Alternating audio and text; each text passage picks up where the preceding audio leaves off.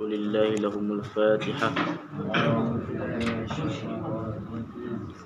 بسم الله الرحمن الرحيم. الحمد لله رب العالمين الرحمن الرحيم مالك يوم الدين إياك نعبد وإياك نستعين اهدنا الصراط المستقيم صراط الذين أنعمت عليهم غير المغضوب عليهم. Bismillahirrahmanirrahim. Assalamualaikum warahmatullahi wabarakatuh. Waalaikumsalam warahmatullahi. Alhamdulillahi rabbil alamin wassalatu wassalamu ala asyrafil anbiya'i wal mursalin sayyidina wa maulana Muhammadin wa ala alihi wa sahbihi ajma'in. Subhanaka la ilma lana illa ma 'allamtana innaka antal alimul hakim. ولا حول ولا قوة إلا بالله العلي العظيم. اللهم صل على سيدنا محمد وعلى آله وصحبه أجمعين. اللهم لا سهل إلا ما جعلته سهلا وأنت تجعل الحزن إذا شئت سهلا. رب اشرح لنا صدورنا ويسر لنا أمورنا برحمتك يا أرحم الراحمين. أما بعد. Alhamdulillah, pertama dan selamanya marilah kita panjatkan puji dan syukur kita pada Allah Subhanahu wa ta'ala. Dengan limpah dan kurnianya Allah Subhanahu wa ta'ala masih lagi memberikan kesihatan yang baik kepada kita untuk kita meneruskan ibadah berpuasa di bulan Ramadan yang mulia ini. Khususnya Allah Subhanahu wa ta'ala masih lagi memberikan kesempatan kepada kita untuk berada di dalam majlis ilmu. Moga-moga Allah Subhanahu wa ta'ala memberkati dan menerima segala amal ibadah kita di bulan Ramadan yang mulia ini. Amin ya rabbal alamin. Yang saya hormati Tuan Pengerusi, Tuan Imam, Tuan Bilal, Barisan Siak dan seterusnya ahli jawatan kuasa surau, khususnya muslimin dan muslimat, mukminin dan mukminat, hadirin wal hadirat, ibu-ibu, ayah-ayah yang saya hormati sekalian yang dirahmati Allah Subhanahu wa ta'ala. Tuan-tuan hadirin yang dirahmati Allah Subhanahu wa ta'ala, InsyaAllah pada pagi ini kita berkongsi sedikit tentang kongsian ilmu kita. Cuma saya ingat pagi ini kita tak baca lagi kitab Penawar Bagi Hati. InsyaAllah kita baca pada lepas raya nanti. Jadi kerana mengambil berkat sempena bulan Ramadan ni, saya ingat eloklah kita baca hadis-hadis Nabi SAW yang menyangkut paut tentang Ramadan. Boleh tuan-tuan? InsyaAllah kita sambung pengajian bacaan kitab Penawar Bagi Hati itu bulan depan lah. Habis raya nanti bulan 4 insyaAllah. Bulan 4 lah ni. Bulan 5 lah, bulan 5. Baik tuan-tuan hadirin wal hadirat, ibu-ibu, ayah-ayah yang mati Allah Subhanahu wa ta'ala. Pagi ni saya nak baca satu hadis Nabi SAW yang disebutkan di dalam sebuah kitab yang bernama Fadailur Ramadan. Kitab Fadailur Ramadan, yakni satu kitab hadis yang ditulis oleh Imam Ibn Shahin rahimahullahu ta'ala. Dalam kitab itu menceritakan ataupun mengumpulkan tentang hadis-hadis kelebihan Ramadan. Jadi tuan-tuan, ramai ulama-ulama yang mereka menulis tentang hadis-hadis khusus tentang Ramadan. Dibuatkan di dalam satu kitab. Dan alhamdulillah kitab ni waktu saya duduk Mesir hari tu sempat khatamkan dan dapat ijazah daripada syekh di sana lah. Dan saya balik berkongsi pada tuan-tuan pula. Moga-moga ia menjadi sebuah keberkatan, keberkatan ilmu bagi kita semua. Amin ya rabbal alamin. Baik, dalam kitab ini disebutkan di dalam satu hadis. Saya ambil satu hadis, banyak hadis dalam kitab ni. Semua hadis itu menceritakan tentang Ramadan. Jadi selain pada kitab Fadail Ramadan ni, Ada banyak lagi kitab-kitab yang lain, yang ulama-ulama yang lain yang menuliskan tentang Ramadan. Di antaranya kitab Imam Ibn Shahin ni menuliskan tentang yang beliau menuliskan tentang fadail Ramadan berdasarkan hadis-hadis Nabi sallallahu alaihi wasallam. Baik, kita nak tengok satu hadis Nabi sallallahu alaihi wasallam. Hadis yang nombor yang ke-15 di dalam kitab ini. Haddatsana Khuzaimah bin Sulaiman bin Haydarah Al-Qursi bil Atrabus. Haddatsana Ahmad bin Farji Al-Himsi. Haddatsana Yahya bin Sa'id Al-Qattan. Haddatsana Salam bin Salim an Ali bin Zaid an Juz'an an Sa'id bin Musayyib an Salman Al-Farisi qala Rasulullah sallallahu alaihi wasallam. Ini dipanggil rantaian perawi, tuan-tuan. Rantaian perawi ataupun sanad hadis. Sanad hadis. Kalau kita baca dalam kitab hadis, dia ada haddatsana, dia ada akhbarana, dia ada amba'ana.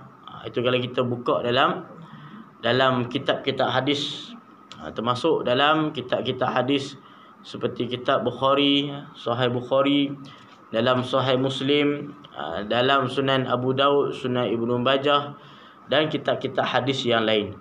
Dia panggil perawi ataupun sanad, perawi rantaian hadis tersebut. Melainkan ada kitab-kitab yang kita tengok kitab hadis yang tak ada dia punya rantaian perawi tu. Sebenarnya bukan tak ada, tapi dibuangkan oleh pengarang kitab kerana ikhtisar, kerana dia nak meringkaskan. Seperti mana tuan-tuan belajar kitab Arba'in An-Nawawi, hadis 40 Imam Nawawi tu.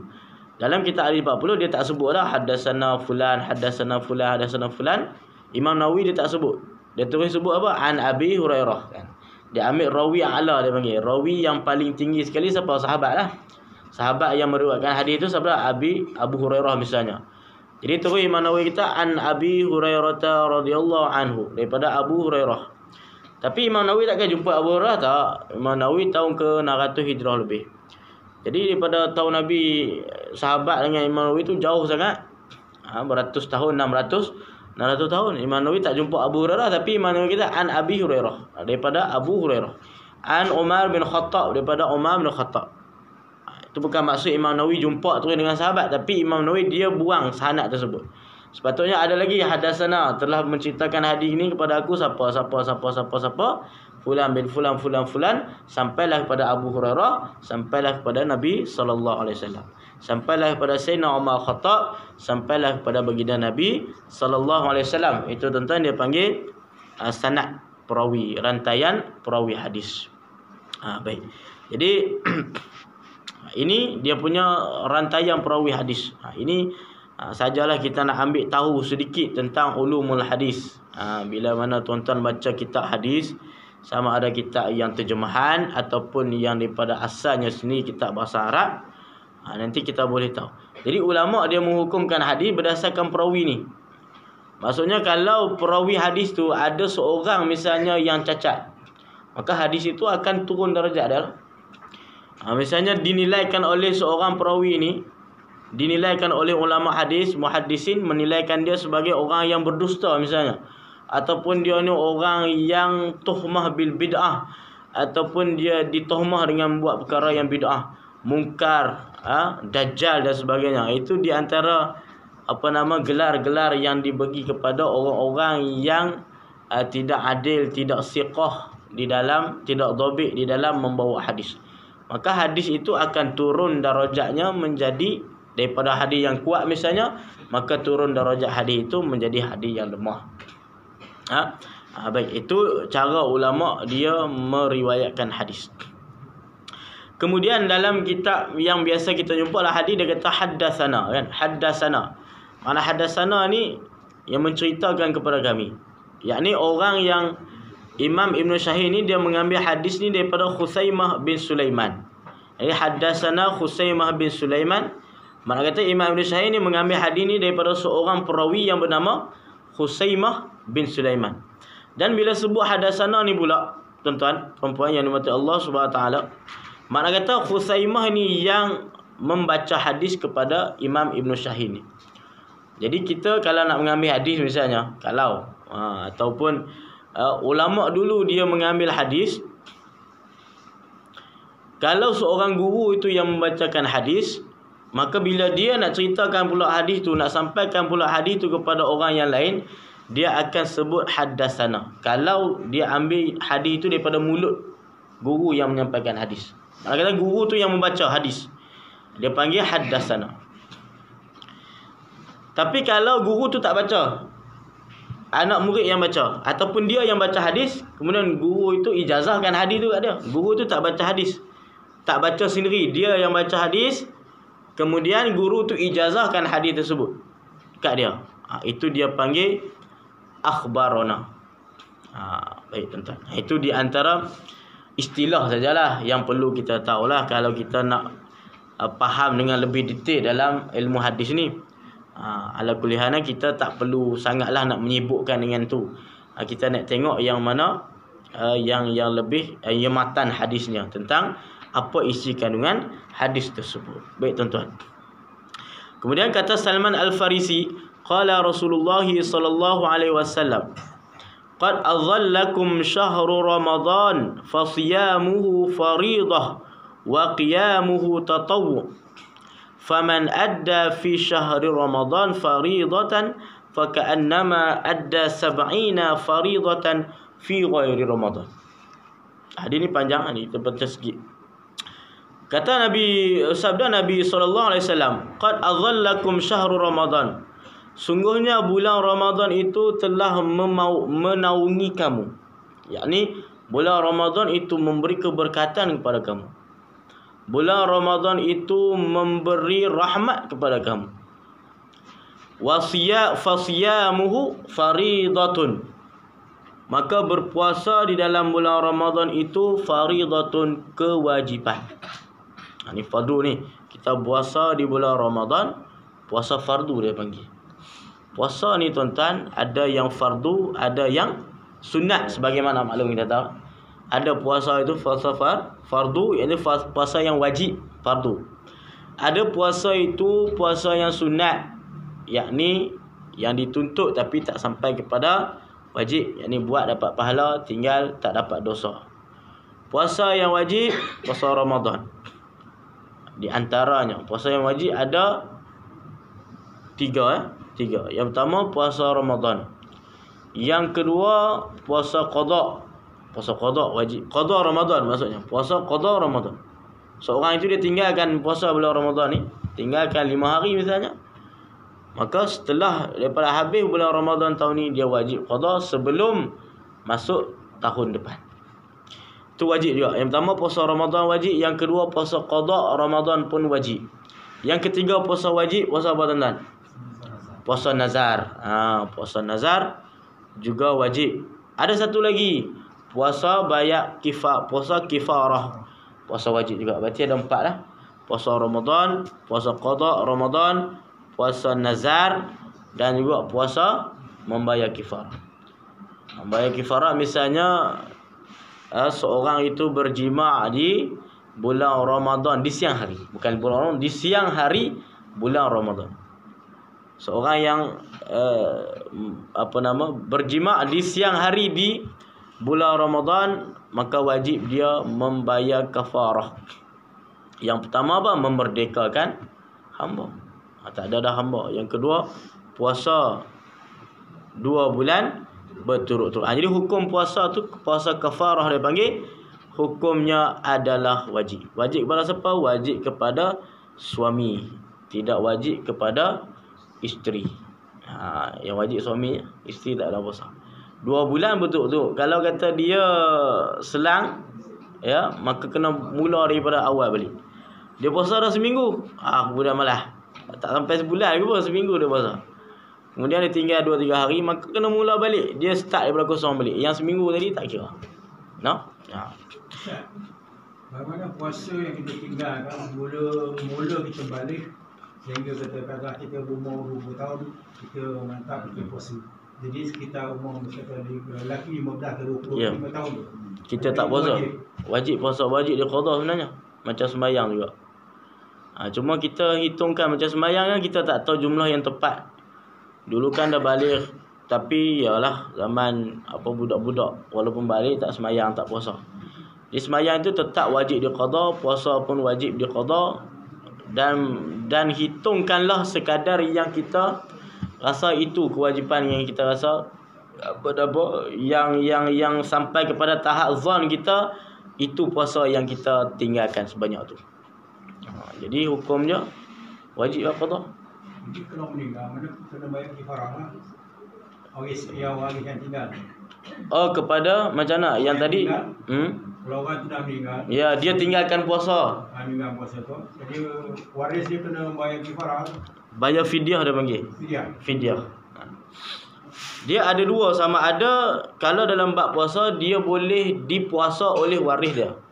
Man mata wa alaihi siyam sama alaihi waliyuhu.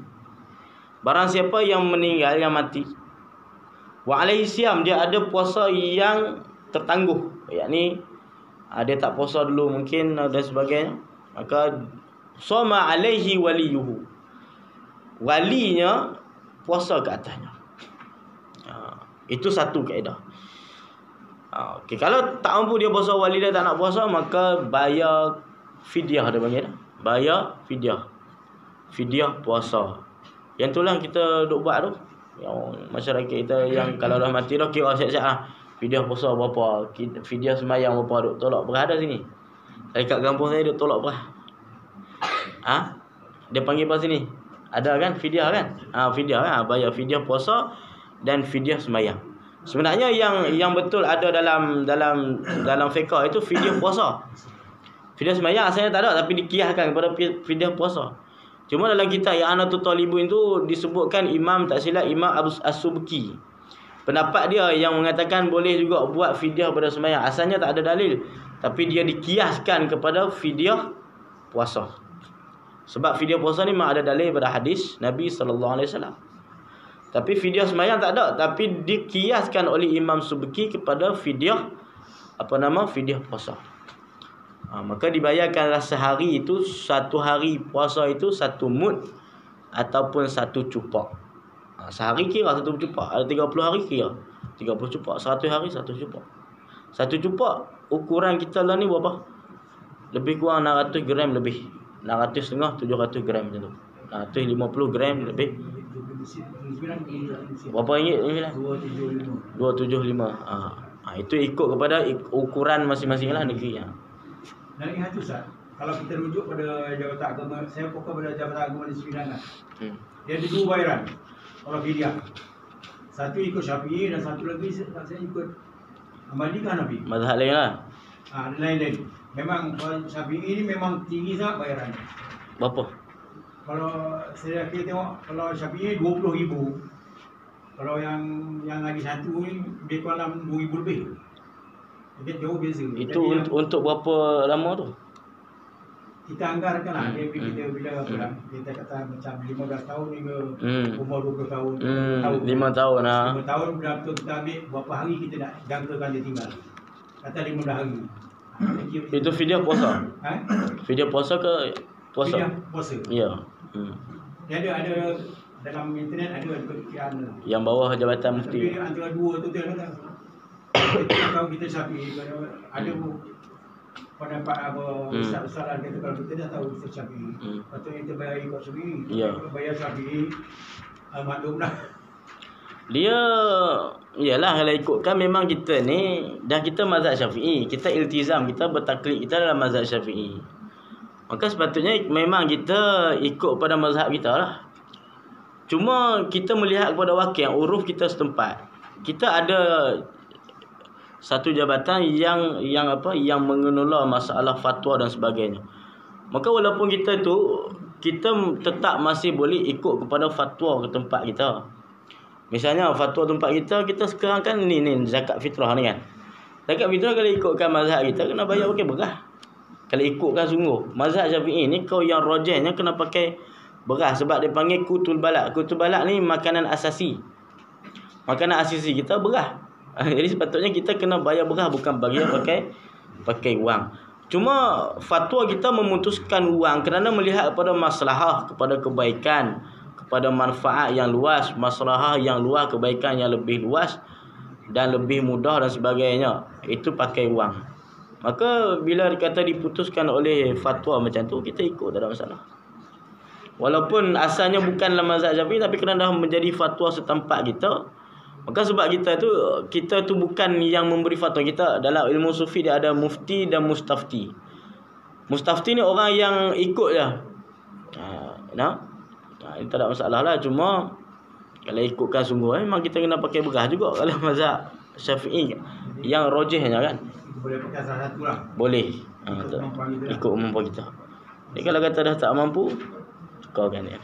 Tak ada masalah. Cuma itulah sebab kita ni mazhab Syafi'i asalnya memang kena, kalau dah mampu misalnya kan, terpaksa kena ikut Syafi'i. Nah? Yang kes dari balik 19 tahun sampai 20 tahun tu dia tak buat. Bila cukup setahun dia kena bayar double tu termasuk puasa dan ya. Ya, itu fidyah kena bayar double kerana ganti apa nama? Denda. Contoh, seorang tu tinggal puasa bulan ni 5 hari kan. Bulan Ramadan tahun ni 2023 5 hari. Maka dia wajib qada selagi mana dia itu mampu untuk qada. Misalnya dia itu tinggal seperti mana orang perempuan uzur syar'i, tinggal haid tak boleh seminggu misalnya. Maka habis Ramadan ni dia kena qada sebelum masuk Ramadan tahun depan. Sama juga orang tinggal yang kerana musafir boleh. Orang yang buat kerja yang berat, tapi itu ada syarat yang khusus lah, nanti disebutkan dalam kitab fiqh. Kalau orang yang buat kerja berat ni, dia syarat dia kerja itu tak boleh ditangguh dah lepas Aidilfitri. Kena siapkan ni. Sebelum Aidilfitri dia mesti kena siap. Misalnya orang kek sawit kan, bos kata kena nak siap dah. Lepas raya tak boleh buat dah. Lepas raya habis dah, nak jual apa semua dah kan, tak boleh. Mesti kena siapkan sebelum raya ni. Maka dia kerja kuat, kerja berat. Kek sawit. Jadi dia buka puasa waktu tu boleh. Lepas Ramadan wajib dia qada balik. Orang yang musafir dia buka puasa boleh, lepas Ramadan dia wajib qada balik 5 hari kalau kita ditinggal 5 hari sebelum masuk Ramadan tahun depan. Kalau dah masuk Ramadan tahun depan dia masih belum qada 5 hari itu, maka dia kena bayar fidyah untuk tahun tu. Lepas tu tahun depan pun dia tak puasa juga, tak ganti juga, bayar lagi. Jadi denda. Ini 5 hari itu 1 hari 1 cupak. Berarti kalau kata dah 2 tahun 2 cupak 1 hari, jadi macam tu. Dia gandakan lah. Gandakan. Itu bagi orang yang mampu untuk puasa lah. Kalau orang yang dah tak mampu, sepertinya sakit yang tidak ada harapan lagi untuk sembuh, maka dia tak perlu untuk qada, tapi hanya bayar fidyah saja. Tapi kalau orang yang sakit demam, kemudian dah habis Ramadan dia sihat balik, wajib dia qada. Tidak dipindahkan pada fidyah, tapi wajib untuk qada. Baik tuan-tuan. Berkenaan dengan Syawal macam mana? 6 Syawal. Puasa 6. Puasa 6 sunat. Tak masuk wajib, sunat. Pasal apa dia menyamai sebulan puasa ni? Setahun. Menyamai pada ukuran setahun kan, setahun sekali kan. Tapi pada tingkatan puasa itu dia tak masuk kepada puasa yang wajib. Cuma sunat. Cuma lah hadis Nabi kata man shama ramadhana summa atba'u sittan min syawalin kana ka siyamid dahri. Itu yang kita nak. Barang siapa yang puasa Ramadan summa atba'u sittan min syawal, kemudian dia puasa pula 6 hari di bulan Syawal, kana ka siyamid dahri, seolah-olah dia puasa setahun. Puasa bulan Ramadan, puasa 6, seolah setahun. Cuma puasa Syawal, sunat Syawal itu tidaklah sampai ke tahap puasa yang fardu, bukan puasa yang wajib, tapi puasa sunat. Jadi siapa yang tak puasa pun tak kena qada lah. Baik. Kemudian bayar fidyah ni mesti dalam bentuk beras juga tu ataupun ya, kalau ikut mazhab kita dalam beras. Tapi yang fatwa kita boleh pakai duit kan? Ikut fatwa. Tak ada. Boleh lah, tak ada masalah lah. Sebab tu kita ikut kepada wakil balik. Jadi sebab kita ni mustafti dia panggil. Mustafti orang yang mengikut. Mufti. Ada mufti, ada mustafti. Bila mufti dia buat keluar fatwa, kita ikut je. Selagi mana fatwa itu tidak bertentangan dengan syarak, kita ikut. Maksudnya ada lagi pendapat yang katakan boleh pakai duit. Kenapa? Melihat kepada kelebihan. Macam zakat fitrah kita kata. Kalau kata bayar pakai beras, seorang lebih kurang 2.5 kilo, 2.5 kilo ke 3 kilo. Itu untuk seorang. Kalau kata dia tanggungan keluarga dia 6 orang. Dia lagi, isteri dia seorang, anak dia 5 orang. Berarti beras tu dia ada 6 ataupun 7 beras dia kena bawa tu. Satu beras bagi tasarruf dan kepada amil ataupun terus dia bagi kepada asnaf. Fakir miskin. Tapi kalau dia bawa duit mudah. Tak perlu bawa beras banyak-banyak. Dan juga masalah kepada orang yang terima, iaitu asnaf fakir miskin, itu lebih luas manfaatnya duit berbandingkan beras.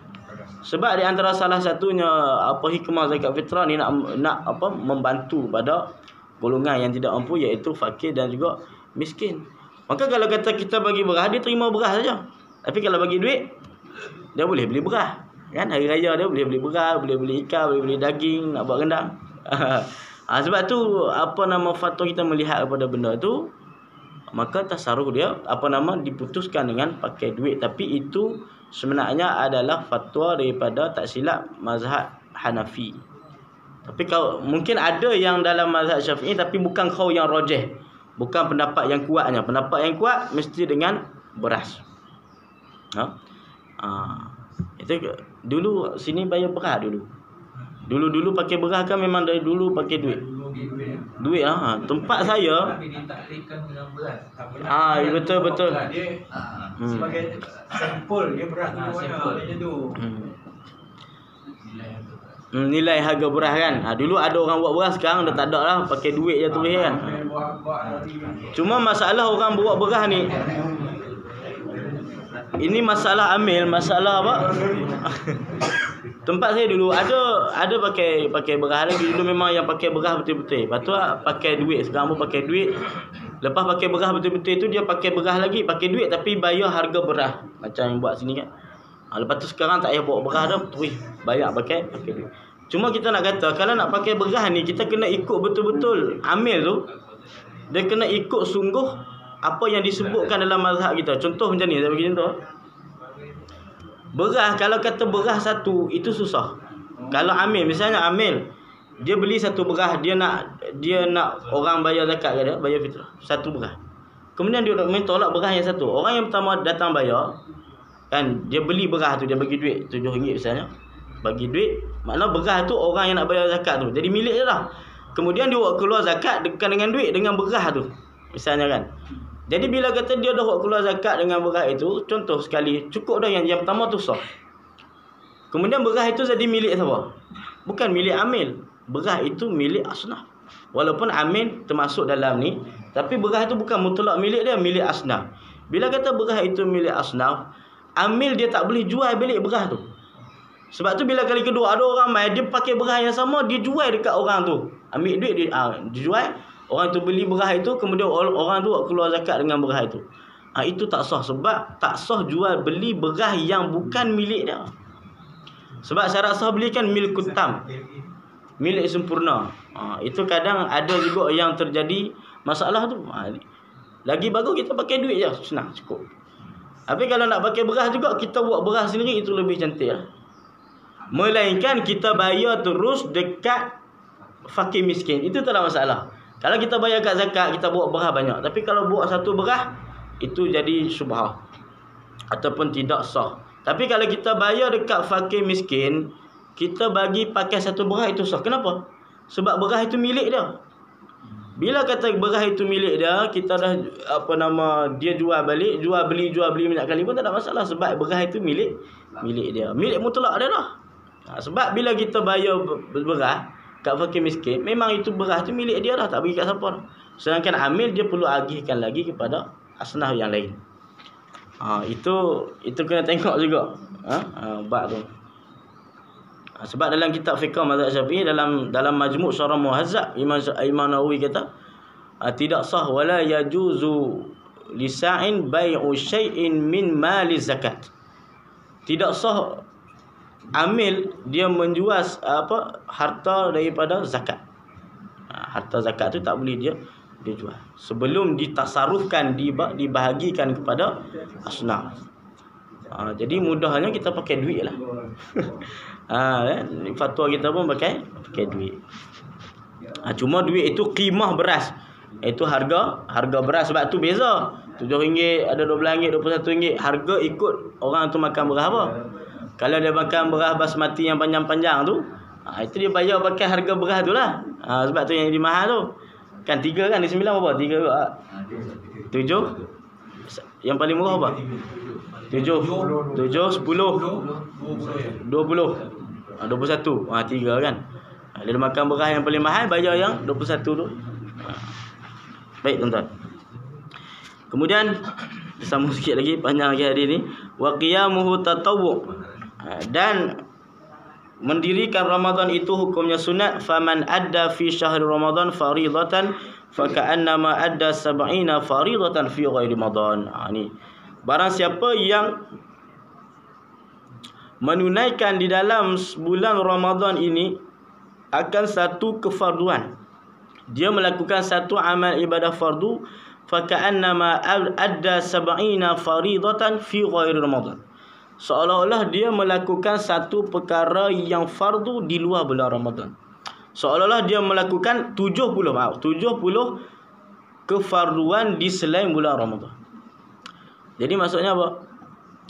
Kalau kita seorang itu dalam bulan Ramadan dia ibadah satu ibadah fardu, dia punya pahala ataupun lipat gandanya 70 kali berbanding kita melakukan satu fardu di bulan yang selain pada bulan Ramadan. Itu kelebihan yang Allah Ta'ala bagi bulan Ramadan. Kita solat subuh misalnya, ini tak sama ni. Subuh yang sekarang dengan subuh yang selain Ramadan tak sama. Bukan tak sama dari sudut pahala ataupun lipat ganda yang Allah Ta'ala bagi. Sebab bulan Ramadan bulan yang Allah Ta'ala lipat kali ganda segala amal ibadah.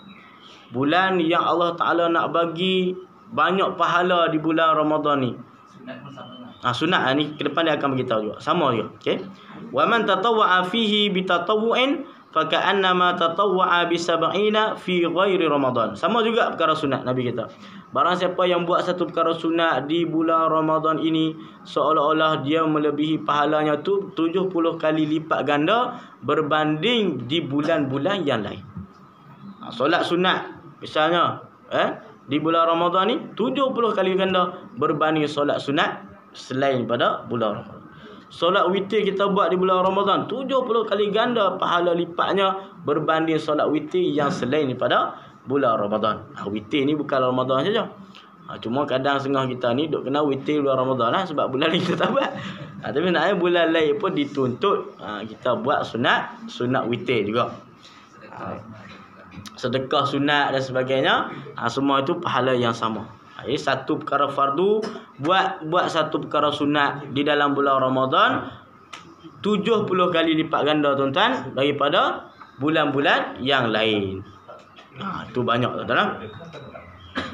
Wa man shama yawman min syahri Ramadan kana khairan lahu min alfi syahrin laisa fiha lailatul qadr. Barang siapa yang berpuasa satu hari saja dalam bulan Ramadan, kana khairan lahu adalah terlebih baik baginya min alfi syahrin daripada 1000 bulan yang tidak ada di dalamnya bulan malam Lailatul Qadar, itu bulan Ramadan. Ini bulan Ramadan ni kita puasa satu hari je dalam bulan Ramadan ni lebih baik daripada 1000 bulan dah. Itu hebat, Allah Ta'ala gandakan. Wa man qama Lailatul Qadri kana khairan lahu min alfi syahr. Barang siapa yang mendirikan malam Lailatul Qadar, yakni orang yang beribadah di dalam malam Lailatul Qadar, lebih baik baginya daripada 1000 bulan. Ini jelas Allah Ta'ala sebutkan dalam Al-Quran, dalam surah apa? Al-Qadr. Inna anzalnahu fi lailatul qadr wa ma adraka ma lailatul qadr. Sungguhnya kami turunkan Al-Quran di dalam malam Lailatul Qadar. Wa ma adraka ma Lailatul Qadar? Adakah kamu tahu apa itu malam Lailatul Qadar? Lailatul Qadri khairum min alfi syahr. Bulan malam Lailatul Qadar itu terlebih baik daripada 1000 bulan. Kita tengok asbab nuzul tuan-tuan hadis ni, ayat Quran ni. Satu ketika Nabi SAW duduk dengan para sahabatnya, menceritakan tentang kisah seorang Nabi pada zaman Bani Israel. Seorang Nabi yang diutuskan kepada kaum Bani Israel yang bernama Nabi Syama'un Al-Ghazi. Ini cerita tentang asbab nuzul, sebab turunnya ayat surah Al-Qadar. Kemudian Nabi cerita Syama'un Al-Ghazi ni adalah seorang Nabi yang Allah Ta'ala bagi kehebatan dekat dia, kekuatan, kegagahan yang hebat pada masanya untuk berdakwah kepada kaum Bani Israel. Dan Nabi kata di antara Nabi nanti di akhirat kelak tidak ada pengikut, iaitu Nabi Syama'un Al-Ghazi, tak ada pengikut. Nabi yang akhirat ada pengikut walaupun sikit. Tapi satu orang Nabi ni dia tak ada pengikut, tak ada umat dia, iaitu Nabi Syama'un Al-Ghazi. Nabi ni tak masuk dalam 25 Nabi dan Rasul yang wajib kita kenal, yang wajib kita tahu nama mereka satu persatu. Tapi kalau kita tak tahu pun siapa Nabi Syama'un Al-Ghazi, tak apa. Kemudian singkat cerita, panjang cerita dia tuan-tuan. Kemudian Syama'un Al-Ghazi ni ditentang hebat oleh kaum dia waktu tu, sampai nak bunuh dia, sampai mereka upah isteri dia apa semua. Isteri dia sendiri khianat kepada dia, tolong kepada puak-puak musyrikin, puak-puak kafir ni nak menjatuhkan, nak menjahanamkan, nak mematikan, nak membunuh Syama'un Al-Ghazi ni. Sampailah satu ketika lah sekali apa semua dia nak dianiaya apa semua. Kemudian diceritakan pada akhirnya Nabi Syama'un Al-Ghazi meminta doa pada Allah Subhanahu Wa Taala untuk Allah Taala panjangkan lagi umur dia waktu tu. Panjangkan lagi umurnya untuk dia beribadah sampai 1000 bulan. Itu asal muasal. 1000 bulan. Padahal Allah Taala kabulkan doa Nabi Syama'un Al-Ghazi. Maka diberilah kebebasan kepada dia, lepas daripada buat anaya, lepas daripada dia itu nak dibunuh oleh orang kufar, oleh Bani Israel waktu tu. Kemudian Allah Ta'ala bagi hidup dia lebih daripada 1000 bulan dan dia taat beribadah kepada Allah Subhanahu Wa Ta'ala. Nabi cerita kisah ni pada sahabat dengar. Kemudian sahabat kata, wahai Rasulullah, alangkah indahnya kita pun dapat pahala, dapat nikmat yang macam mana Syama'un Al-Ghazi ni, dapat beribadah dia 1000 bulan. Sahabat kata, alangkah eloknya, alangkah seronoknya kita pun dapat ibadah seperti mana ibadahnya Syama'un Al-Ghazi yang diberikan kesempatan oleh Allah 1000 bulan ibadah. Kemudian Nabi diam. Maka turunlah wahyu. Inna anzalnahu fi lailatul qadar. Kami turunkan dalam Al-Quran tu bulan Lailatul Qadar. Wa ma adraka ma Lailatul Qadar. Lailatul Qadri khairun min alfi syahr. Bulan malam Lailatul Qadar itu lebih baik daripada 1000 bulan. Yakni kita dapat pahala beribadah satu malam sahaja, ibadah sama seperti mana 1000 bulan.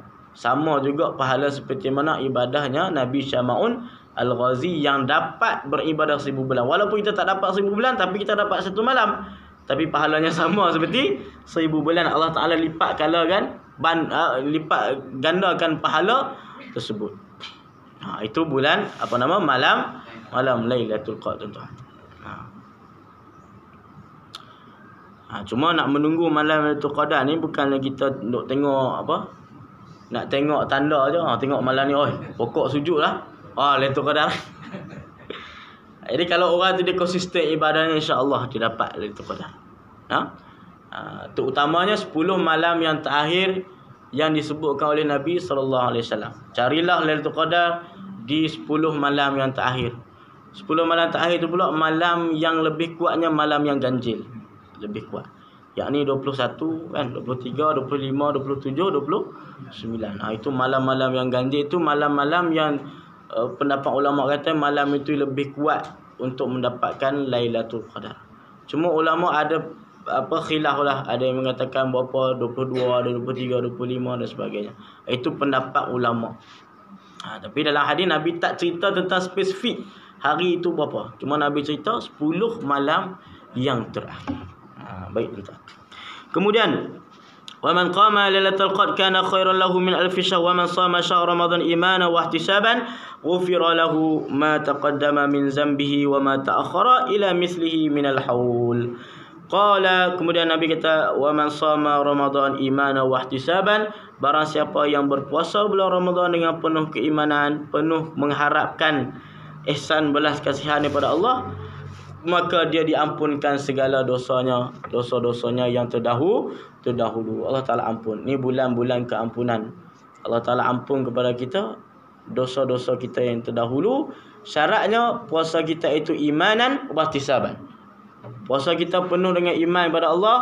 Puasa kita penuh mengharapkan redha Allah, mengharapkan maghfirah Allah, mengharapkan keampunan Allah, tidak mengharapkan sesuatu yang lain melainkan Allah, maka dosa kita diampunkan oleh Allah Subhanahu Wa Taala, dosa-dosa kita yang terdahulu. Bahkan dalam hadis yang lain tuan-tuan, Nabi kata tiap-tiap malam Allah Taala mengampunkan dosa-dosa orang yang berpuasa ni iman wa ihtisaban. Orang yang berpuasa dengan mengharapkan iman, mengharapkan maghfirah, mengharapkan keampunan Allah, tiap-tiap malam Allah Taala akan mengampunkan segala dosanya.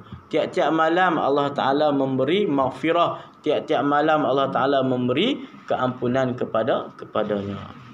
Wa qala Rasulullah sallallahu alaihi wasallam, inna khairal muslimin wa ahabbahum ila Allah azza wa jalla man qaddara an yuftira shaiman. Sungguhnya sebaik-baik orang Islam dan sebaik-baik mereka itu yang dicintai oleh Allah Subhanahu Wa Taala, man qaddara an yuftira shaiman, orang-orang yang mampu untuk memberi makan kepada orang yang berpuasa. Fa inna khairas sabil, fa inna Jibril yusallimu alaihi wa yusafihuhu ma'al malaikah. Kerana orang yang memberi puasa ni, malaikat Jibril pun akan memberi salam kepadanya. Malaikat Jibril dan malaikat-malaikat yang lain yusafihuhu ma'al malaikah. Malaikat Jibril dan malaikat-malaikat yang lain akan bersalam-salaman dengan dia. Ini kelebihan tuan-tuan. Dalam hadis ini Nabi sebut yang terakhir, kelebihan orang yang memberi makan kepada orang yang berpuasa. Dalam hadis yang lain ceritakan tentang kelebihan orang berpuasa ni. Orang beri makan kepada orang yang berpuasa ini, seolah-olah dia dapat pahala seperti mana pahala orang yang berpuasa itu sendiri. Jadi kelebihan orang yang bagi makan kepada orang yang berpuasa ini sangat besar tuan-tuan. Ganjarannya sangat besar sisi Allah SWT. Sampai malaikat-malaikat pun nak salam dengan dia. Sampai malaikat-malaikat pun memberi salam kepada dia. Nak cerita kata apa? Besarnya ganjaran, besarnya kedudukan orang yang memberi makan kepada orang yang berpuasa. Jadi bukan memberi makan kepada orang yang tidak puasa. Umat tu ganjaran yang lain tu. Bukan ganjaran yang besar. Buka kedai misalnya, jual kepada orang yang tak puasa. Itu lain cerita. Ini dia buka kedai nak bagi orang puasa. Ini jamu orang ni yang kita buat apa, majlis iftar, majlis apa sumbangan ni kan. Ramai orang bagi sumbangan tu. Itu. Ini masuk dalam orang yang Nabi kata man qaddara an yuftira shaiman. Sebaik-baik orang yang Allah Ta'ala cintai, sebaik-baik orang Islam, orang Muslimin, dan sebaik-baik orang Islam yang Allah Ta'ala cintai adalah orang yang memberi makan kepada orang yang berbuka puasa tuan-tuan. Jadi sampai situ dulu tuan-tuan perkongsian hadis kita pada pagi ini. Moga-moga kita dapat beramal. Yang pentingnya dapat beramal dengan apa yang disebutkan oleh baginda Nabi sallallahu alaihi wasallam. Moga-moga ini menjadi amal jariah kita. Moga-moga hadis ini memberi manfaat kepada kita. Moga-moga Allah Subhanahu taala merahmati kita di bulan Ramadan yang mulia ini. Moga-moga Allah Taala mengampunkan segala dosa-dosa kita. Moga-moga Allah Taala keluarkan kita daripada bulan Ramadan ini sebagai orang yang diampuni dosanya di sisi Allah Subhanahu wa taala dan diberi rahmat oleh Allah Subhanahu wa taala. Amin ya rabbal alamin. Bismillahirrahmanirrahim. Alhamdulillahirabbil alamin wassalatu wassalamu ala asyrafil mursalin wa ala alihi wa sahbihi ajma'in. Allahumma faqihna fid din wa 'allimna ta'wil waj'alna min ibadikas salihin.